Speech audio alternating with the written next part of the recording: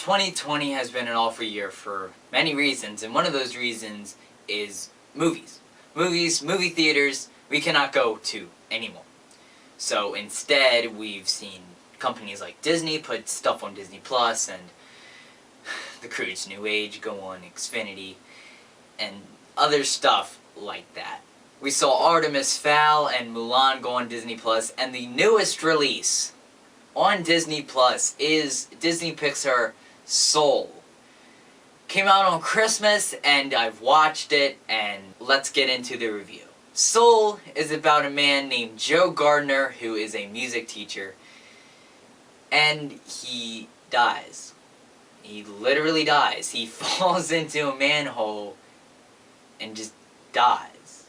Except his body is still alive. He's kind of in a coma, so he needs to find his way out of the great beyond to get his soul back into his body so he can play. He's a jazz musician, so he can play his gig that night and live his dream. So that is the plot. Let's get into the actual summary of the movie and stuff that I've written down. So he is a music teacher, I mentioned that, and he's played by Jamie Foxx, and he explains right off the bat that he fell in love with jazz because his dad took him to a jazz club, and that is his purpose in life, to play jazz. After his class is done, he gets a call from his student Curly, who's played by Questlove, and they say Dorothea Williams is playing, so of course, Joe, this is his big break, so he takes it, and he gets the gig, and he dies. He falls into the manhole, and this is where we come across Great Beyond. The Great Beyond keepers are called Jerrys.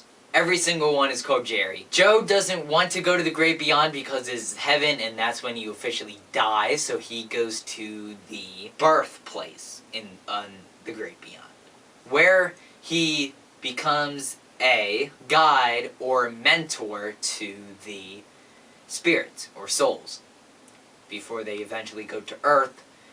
The mentors help them find their spark. He gets paired with 22, who is a kind of a lost soul, and this movie teaches you that there are no lost souls, and that's a meaning of the movie. So Joe tries to mentor 22, and on the way they meet another soul named Moonwind. So Moonwind is in the zone.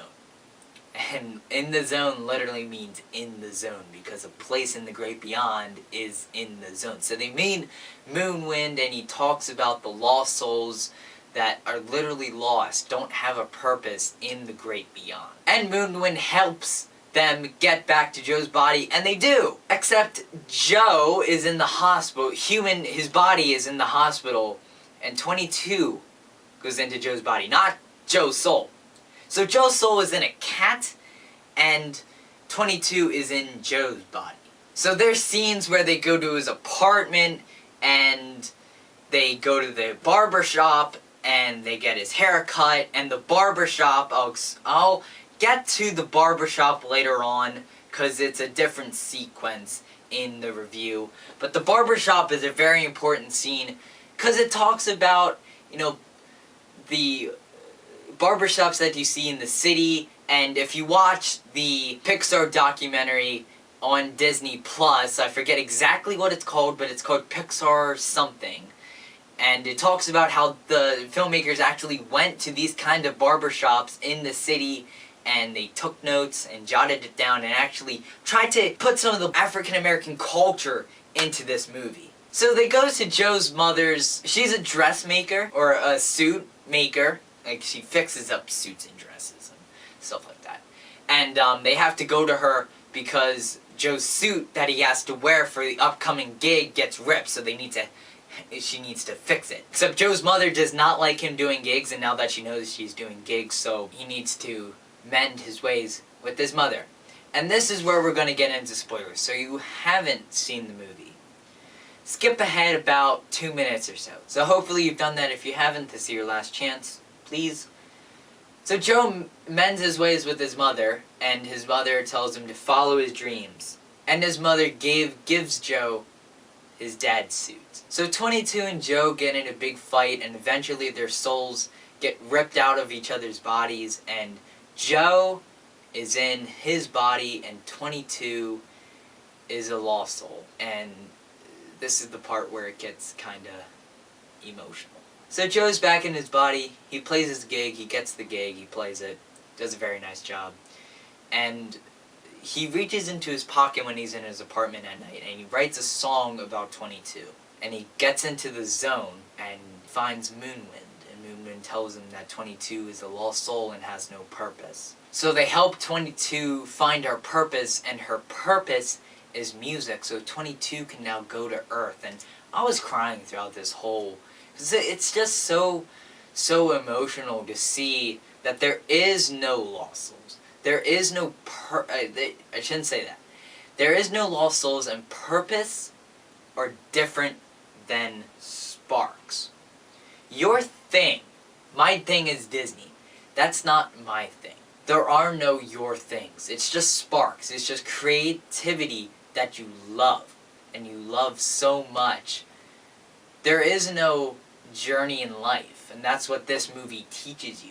So Joe almost gives up his life. He almost gives it up so 22 can have a purpose in life, and that 22 can live life. Except the Jerrys. I'll put a picture of the Jerrys up on screen. You can see they're kind of wiry. Well, the animators actually wire molded these characters in real life and animated these wire characters, which is pretty cool. But the Jerrys decide that Joe can have a second chance, and he goes down to Earth, and I'm bawling my eyes out, and that's when the movie ends. Let's get into the things that actually make this movie so beautiful, and actually make this movie the most beautiful Pixar movie. So, first of all, the animation, straight away. The animation in this movie is incredible.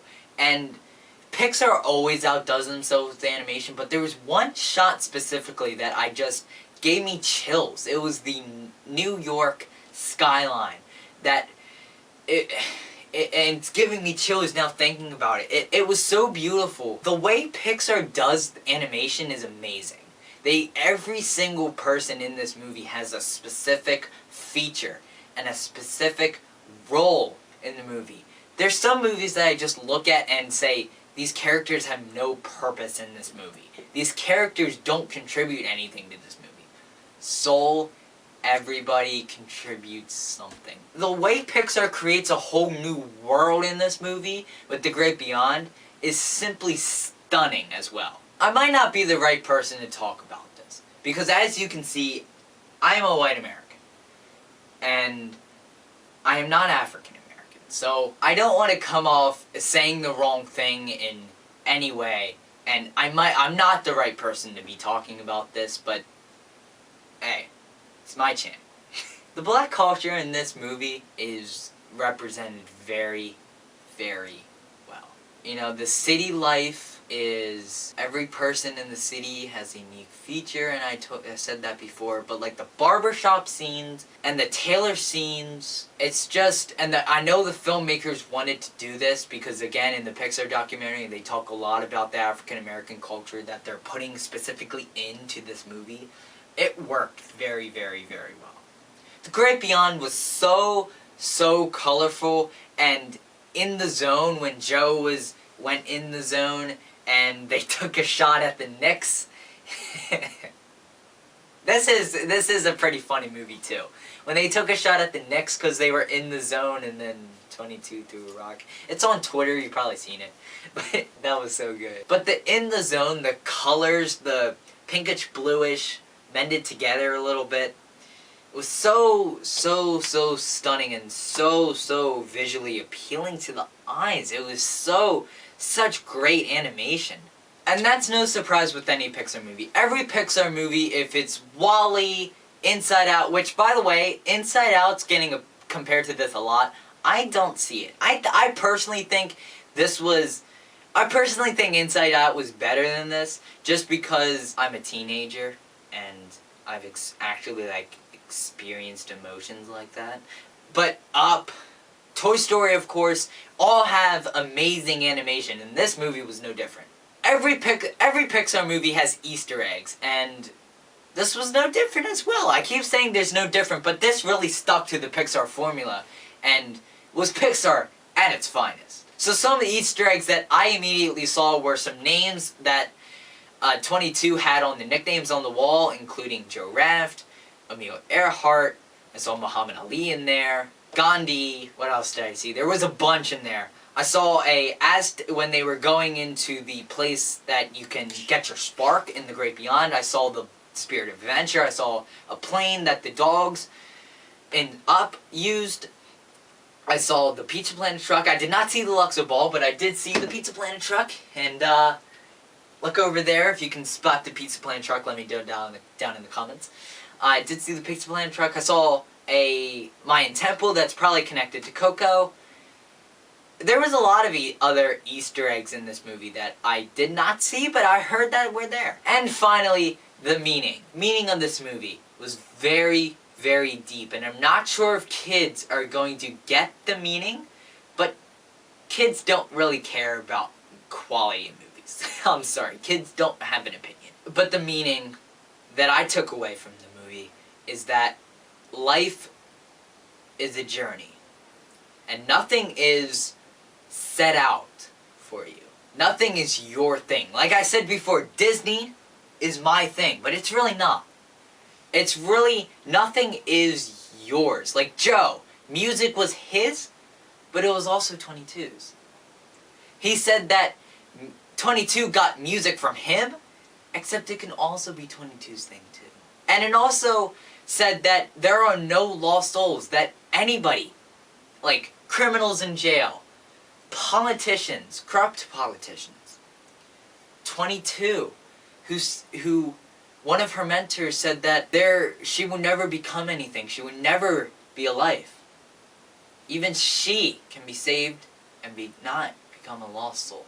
So I do give this film a 10 out of 10. And I'm not going to give every film a 10 out of 10. But that's really what the review comes down to. 10 out of 10 for me. Soul, absolutely see it. If you haven't yet, do yourself a favor. It is worth your time. So if you have seen Soul, let me know down in the comments if you have seen any Easter eggs that I didn't pick up on. And I think I'm going to watch this again just for the Easter eggs. And if you've enjoyed this review and if it's helped you, please hit that like button and consider subscribing. It would mean a lot to me if you did so. And with that, I'll see you in the next one. Have a magical day, everybody.